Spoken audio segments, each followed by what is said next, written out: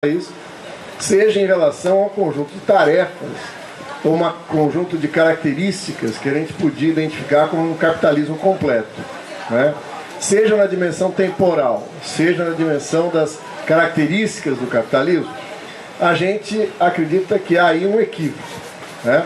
Primeiro, que a ordem capitalista mundial já se consolidou no mundo, já é determinante, né? Não existe essa distância temporal entre alguns países que saem na frente e como se fosse uma estrada que alguns países estão atrás, percorrendo ainda caminhos a chegar a um ponto que a gente podia denominar de um capitalismo consolidado. Uma vez consolidada a ordem capitalista mundial, na passagem do século XIX, do século XX, e toda a evolução do capitalismo na fase monopolista e principalmente na fase imperialista, né, subordinou as outras formações sociais, principalmente da América Latina, da África, da Ásia, à dinâmica central da acumulação de capitais. Então o que a gente pode dizer é que nós estamos num outro ponto, nós estamos numa outra face de um mesmo sistema capitalista mundial, né? Nós não estamos numa estrada ainda percorrendo para chegar lá. Até porque chegar lá seria chegar aqui, a um capitalismo monopolista, imperialista, né? Não. A forma imperialista, madura, desenvolvida, engloba todo o planeta, partilhando, como dizia o Lenin, e repartilhando o planeta em áreas de influência e subordinando essas formações sociais ao centro da acumulação do capital. Portanto, nossa caracterização é de um país inserido na ordem capitalista mundial e dentro do sistema do capital imperialista, com funções diferentes, é óbvio. Em relação às tarefas ou às características não realizadas de uma revolução burguesa, nós acompanhamos aqui a perspectiva que Florestan Fernandes nos ensina no seu livro sobre o tema, que é a Revolução Burguesa no Brasil, né? Muito atual, muito interessante de ser relido hoje à luz do desenvolvimento da sociedade brasileira contemporânea, né? Onde Florestan dizia que o que ocorre no Brasil é uma revolução burguesa com características próprias, com características particulares, né? Perguntado a Florestan, a revolução burguesa aconteceu já no Brasil? Ele falou, bom, se você pergunta, tendo em mente a revolução burguesa no centro, a revolução francesa, a revolução inglesa, a gente teria que responder que a revolução francesa aconteceu na França, né? Agora, o que é essencial entender é se a ordem burguesa se consolidou no Brasil. E se uma ordem burguesa se consolidou no Brasil, alguém a fez, né? A história tem protagonismo, tem classes sociais.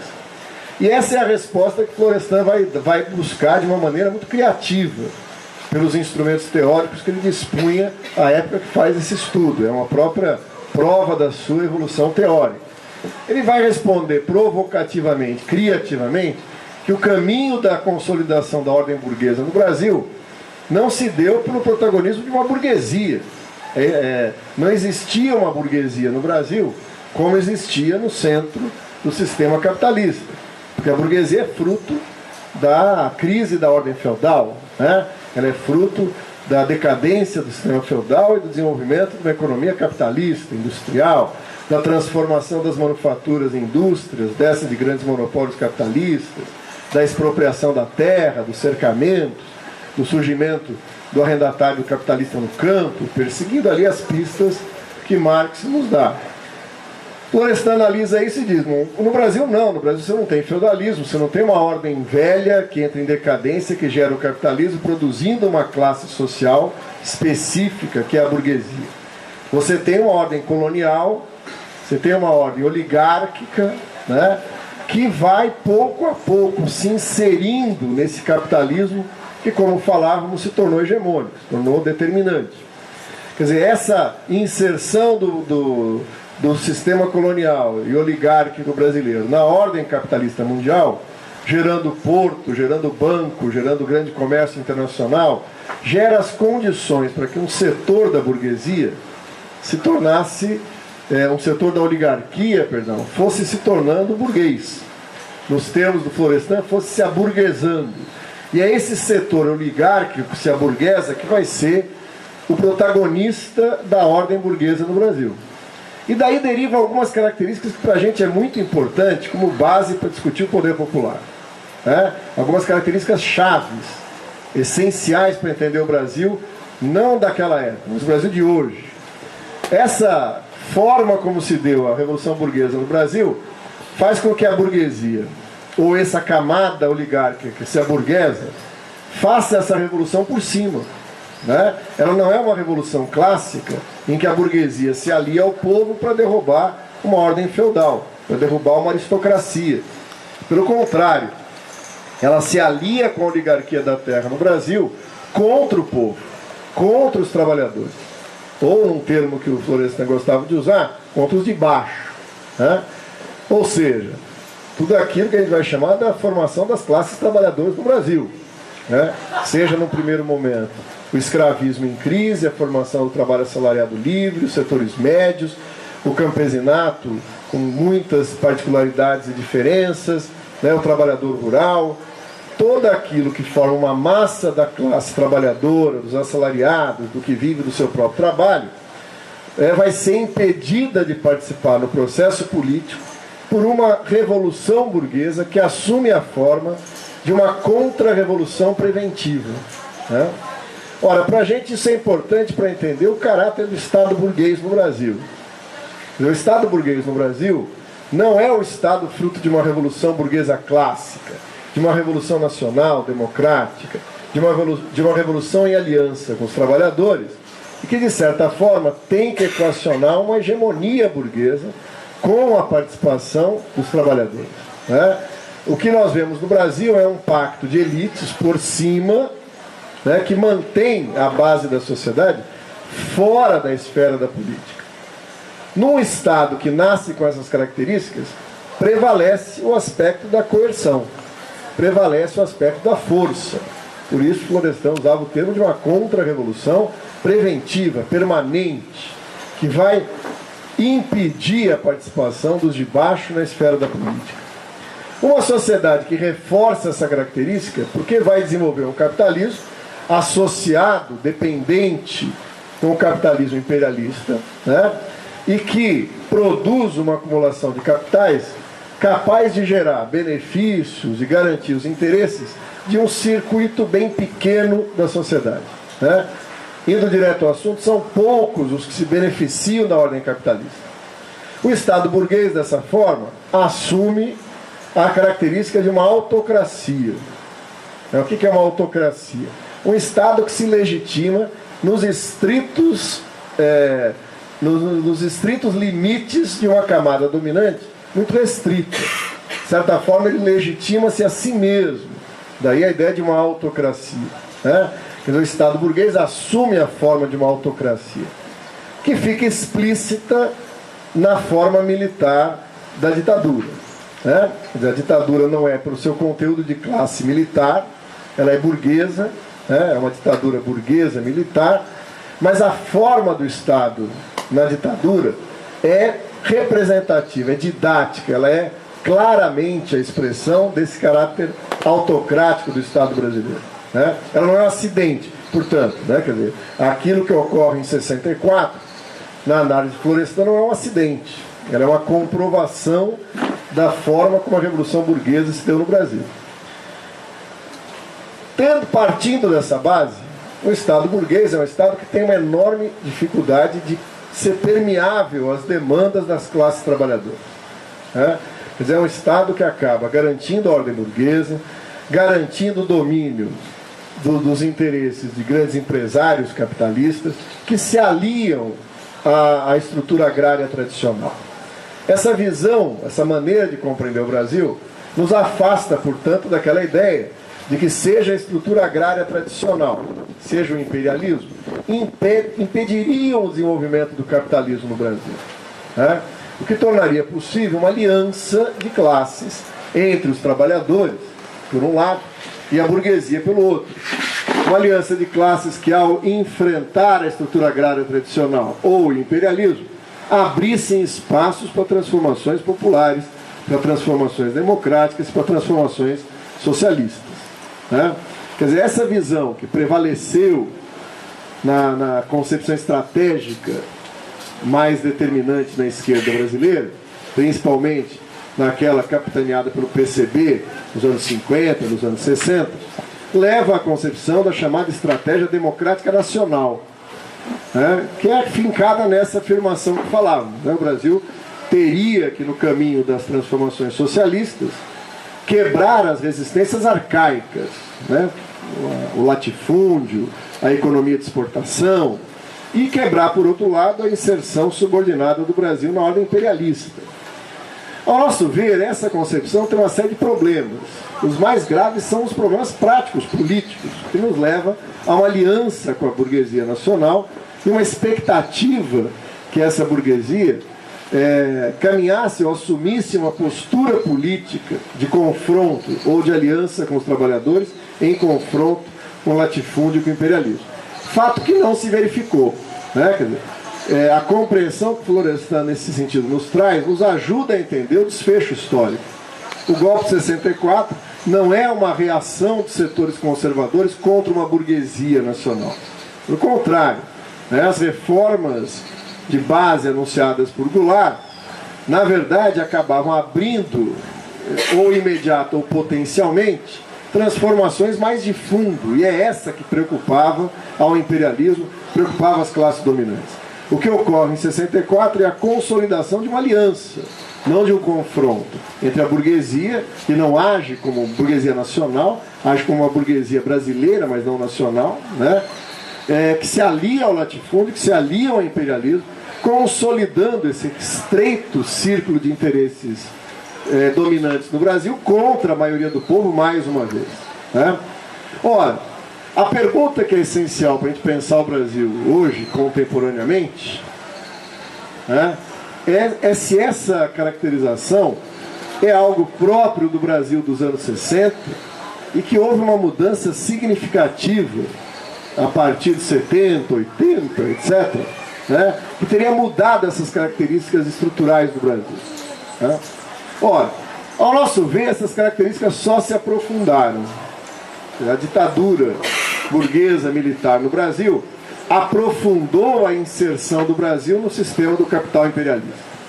Ela não reverteu isso. Pelo contrário, é um dos seus pilares, né? A própria burguesia brasileira contentou-se, acomodou-se numa posição subordinada a essa ordem imperialista, que, ao contrário do que se imaginava, não trava o desenvolvimento do capitalismo.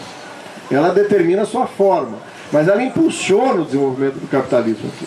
O capitalismo no Brasil não ficou travado, pelo contrário, ele cresceu, né? Ele generalizou as relações sociais de produção, as formas de propriedade, né? As formas econômicas próprias da ordem capitalista.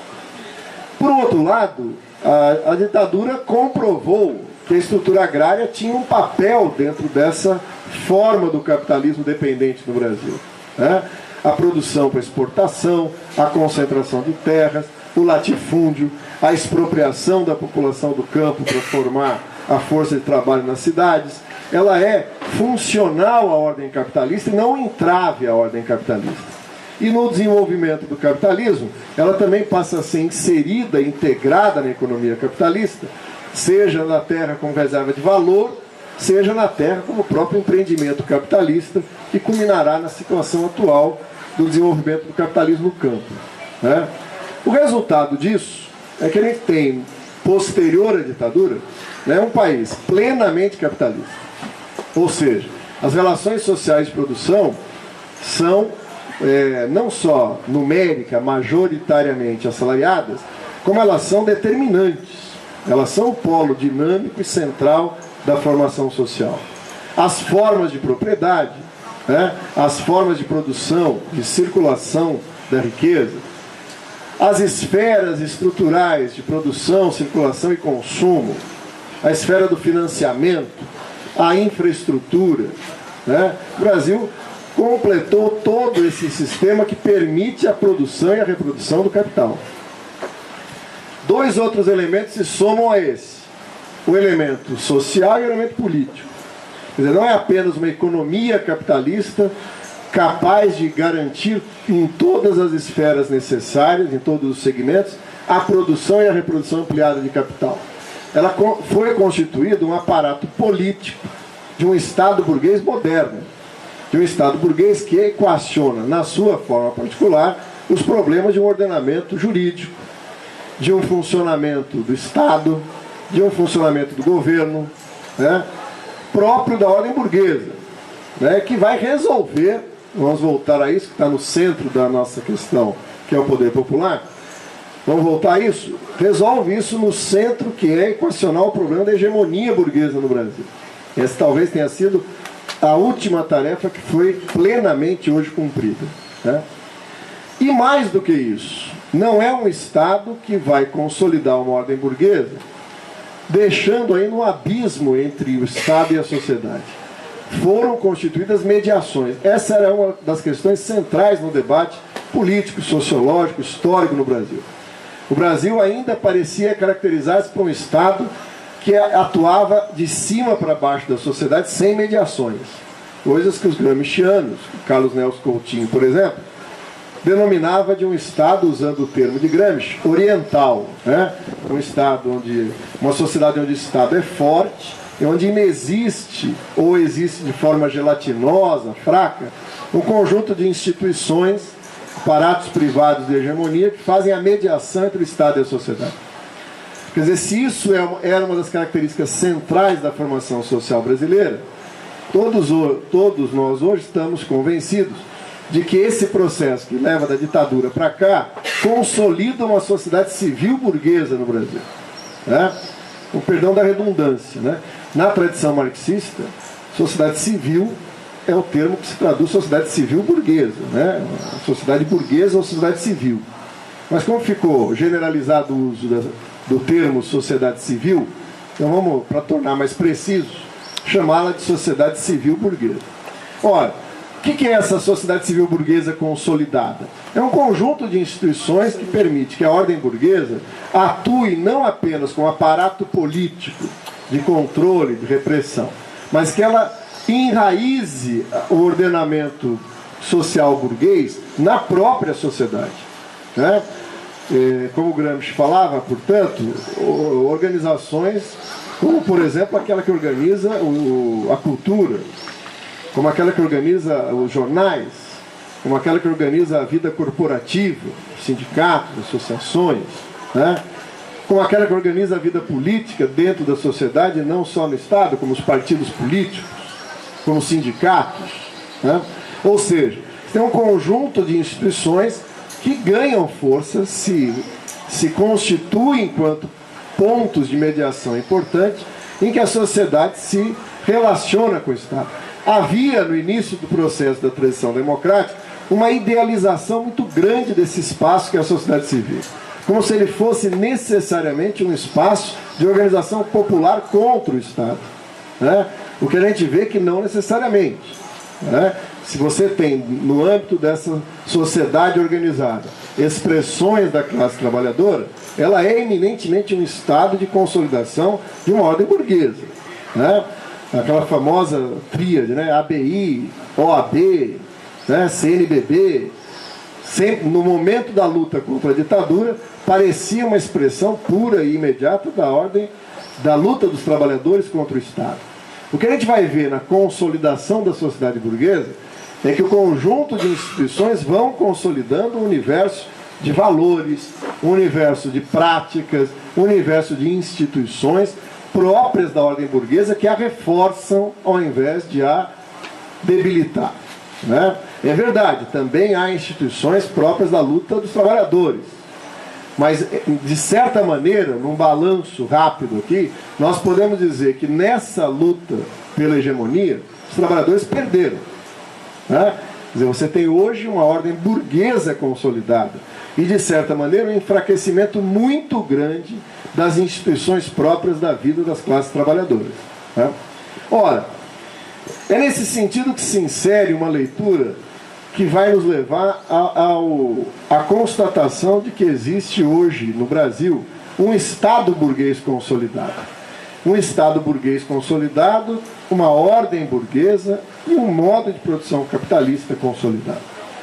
O que nos faz chamar a atenção é que aquela estratégia que se apontava no final dos anos 70, na transição da ditadura, e que se expressou numa trajetória política que levou aos governos do PT a partir de 2003, portanto aí há 12 anos, acabou chegando a um ponto distinto do que aquele que se esperava chegar.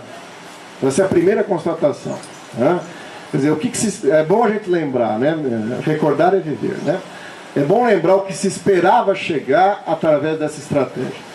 O que se afirmava é que as velhas estratégias revolucionárias de tomada do poder, de vias insurrecionais, de vias revolucionárias, haviam encerrado seu ciclo e que sociedades modernas, sociedades contemporâneas, haviam produzido um tipo de Estado burguês que tornaria possível que a luta de classes se desse dentro da sociedade civil, influenciando o caráter desse Estado, né? De um Estado que fosse sendo democratizado quanto mais a luta de classes se intensificava. Ou, dizendo em poucas palavras, que a luta de classes na sociedade incidiria na própria forma do Estado, né? Quer dizer, o Estado poderia ir sendo ocupado e, dependendo de uma correlação de forças, né, ir transitando através de um profundo e radical processo de democratização para uma sociedade que apontasse na perspectiva do socialismo. Ora, uma das coisas que se exige na análise política, na análise sociológica, é a gente ter um mínimo de objetividade, né? Então, não é uma questão de opinião, transitamos nesse sentido ou não, é uma questão de indicadores, né? E o melhor indicador que a gente pode trazer para ilustrar isso é responder a seguinte pergunta: no início desse ciclo, o que queriam as camadas populares, o que queriam os trabalhadores? Eles tinham demandas, eles apresentavam demandas que exigiam como expressão dos seus interesses. As classes dominantes também tinham interesses, né? A luta de classes é uma luta. Do outro lado de lá tem adversários, não é isso? Eles também jogam, né? Por isso que a gente usa muito na educação popular a seguinte frase: o inimigo joga, e joga bem. O time é bom, está bem articulado, organizadinho, etc. Né? O inimigo tinha interesses, a burguesia tinha interesses, nós tínhamos interesses. Então vamos lá.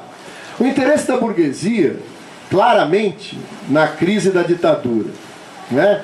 na transição da ditadura para a democracia, a burguesia tinha primeiro o interesse de produzir essa transição sob controle. Isso se expressava na frase dos ditadores, dos dois últimos ditadores, quando eles diziam que a abertura política deveria se dar de forma lenta, de forma gradual e, fundamentalmente, de forma segura. Né? Quer dizer, o que indica essas três palavras? A intenção da burguesia transitar da ditadura para a democracia sem perder o controle.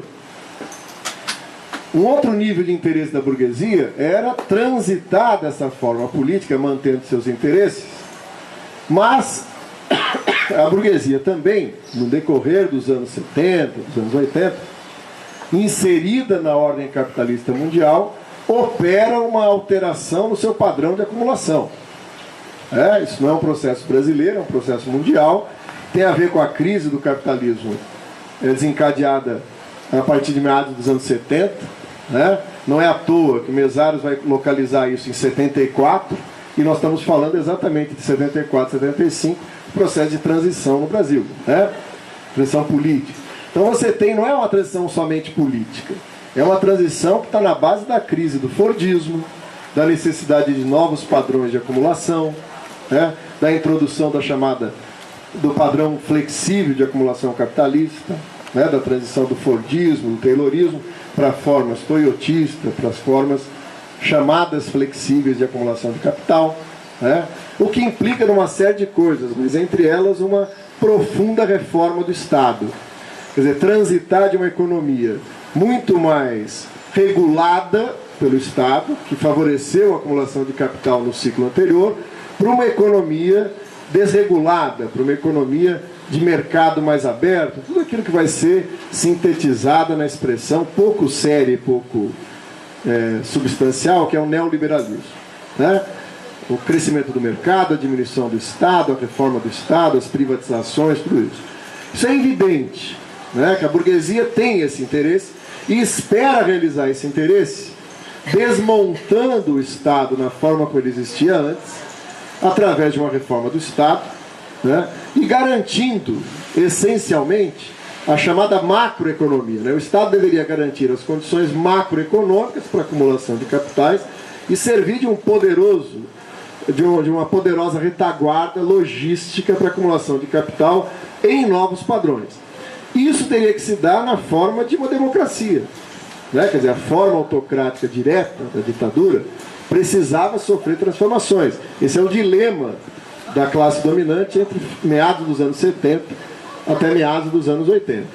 Ora, e os trabalhadores? Ora, os trabalhadores resistem à ditadura, são derrotados na estratégia, seja da resistência pacífica, seja da resistência armada à ditadura, né? No entanto, a crise da economia nos anos 70 produz um efeito essencial para analisarmos o período, que é a entrada em cena da classe trabalhadora, né? Entrada em cena do movimento grevista, da luta pela terra, da luta das mulheres, né? Da luta do movimento estudantil, do movimento docente. Os diferentes segmentos da classe trabalhadora entram em cena em reação à forma da ditadura, mas também reativamente à crise econômica, né, contra a manipulação dos índices de inflação, pela reposição do salário, pelo acesso à terra, né, também motivados por questões econômicas. Essa classe trabalhadora entra com um conjunto de demandas. E quais são essas demandas? Vamos lá. Acesso à terra, né, educação, saúde, moradia, salários. São bandeiras que unificavam o conjunto da classe trabalhadora num inúmeros movimentos de luta de classes que vinham pontuando nos anos 70 e ganharam um certo grau de unificação na transição dos anos 70 para os anos 80.